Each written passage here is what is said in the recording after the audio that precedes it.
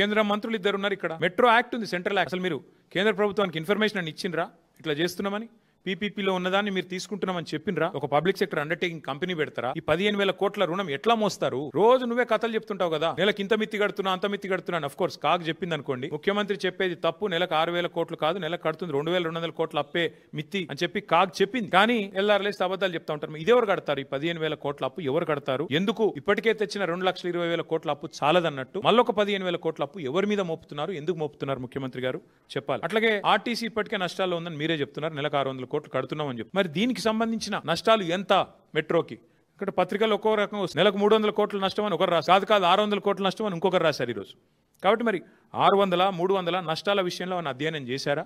మరి దాన్ని ఎట్లా నడుపుతారు? భూములు అమ్ముతారా? అసలు ఆ భూములు మీ చేతికి వచ్చినాయా? ఆ మాల్స్ నమ్ముతారా? మీ అనుయాయులకు ఆల్రెడీ డీల్స్ అయిపోయినాయా? ఇవన్నీ కూడా ప్రజల మనసులో ఉన్న ప్రశ్నలు. తప్పకుండా ఈ విషయంలో కేంద్ర ప్రభుత్వం కూడా స్పందించాలి. కేంద్ర మంత్రివర్గంలో ఉన్న ఇద్దరు మంత్రులు కూడా ఇక్కడ ఉన్న వాళ్ళు స్పందించాలి. ఎందుకంటే ఇది ప్రజా సొమ్ము. అదే రేవంత్ రెడ్డి గారిదో లేదా బీజేపీదో లేదా బీఆర్ఎస్దో కాదు. ప్రజల సొమ్ముకు ధర్మకర్తలు మనందరం. ఒక రూపాయి ఖర్చు పెట్టాలన్నా మనం డెఫినెట్గా 2 సార్లు ఆలోచించాల్సి ఉంటుంది. కాబట్టి ఈ విషయంలో కేంద్ర ప్రభుత్వం కూడా స్పందించి వెంటనే విచారణకు కూడా అవసరమైతే ఆదేశించాలి. పారదర్శకత లోపించింది మొత్తం విధానంలో. పొద్దున అనుకున్నారు, సాయంత్రం అయిపోయింది.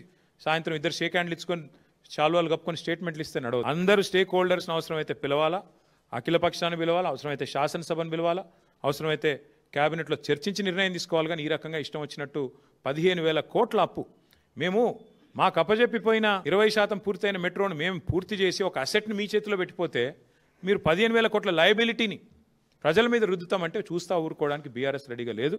Will definitely take it to the people of Hyderabad. ఎందుకంటే ఇది హైదరాబాద్ ప్రజలతో మీరు చేస్తున్న దోకా. హైదరాబాద్ ప్రజలకు మీరు 15,000 కోట్ల రుణం ఏదైతే రుద్దుతున్నారో ఒక ప్రైవేట్ వాడి తీసుకొని, నేను ఇవాళ ఇంకా విచిత్రం, ఈ నిర్ణయం ప్రకటించగానే ఎల్ఎన్టీ స్టాక్ 3 రెట్లు పెరిగిందట. 3% పెరిగింది. అప్పుడే చూస్తా ఉన్నాను ఇక్కడికి వచ్చేటప్పుడు 3% ఎల్ఎన్టీ స్టాక్ పెరిగింది. మరి వాళ్ళకి లాభం వస్తుంది స్టాక్ పెరిగితే, నీకేమొచ్చింది రాష్ట్రానికి? మీరు చెప్పండి నాకు. రాష్ట్ర ప్రభుత్వానికి వచ్చిన లాభం ఏంది నిర్ణయం వల్ల? ప్రైవేట్ వాడు వదిలించుకున్నాడు, నీకు అంటగట్టిండు. నువ్వు వాళ్ళ చేతిలోనే ఉండి నడిపించేది మేము నడపలేదా 10 ఏళ్ళు?